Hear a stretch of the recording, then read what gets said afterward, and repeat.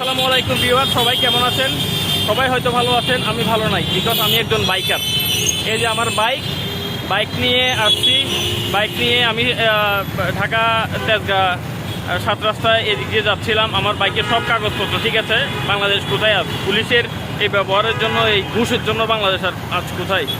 আমি আজকে 7 রাস্তা দিয়ে যাচ্ছিলাম। এই সময় একজন পুলিশ আমাকে আটকায়। সব ঠিক আছে, কাগজপত্র সব কিছু ঠিক আছে, কিন্তু সে আমাকে কীভাবে ফল দিবে? সে বলতেছে আমি নাকি রং রুটে আসছি।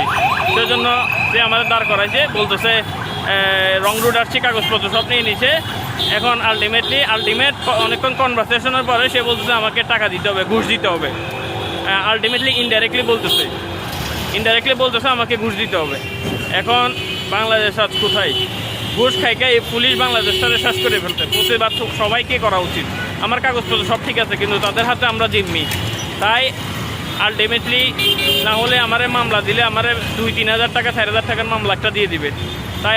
তাই কিছু পরিমাণ ঘুষ দিয়ে হলো আমাকে ছুটতে হয়েছে। তো সবাই সবার জায়গা থেকে প্রতিবাদ করা উচিত। হয়তো বা আমার এই ভিডিও দিয়ে কিচ্ছু হবে না, বাট আমার জায়গা থেকে আই থিঙ্ক আমাকে প্রতিবাদ করা উচিত। তাই ভিডিওটি করলাম। সবাই ভালো থাকবেন। আর পুলিশের এই কাজের জন্য আমরা ধিক্কার জানাই। আপনারা জীবনও ঠিক হবেন না, এভাবেই চলেন। নেক্সট আপনার মরার পর আপনার জান্নাত নিশ্চিত। এভাবেই আপনি মরবেন, ঘুষ খাইগাই মরবেন, ঘুষ খাইগাই।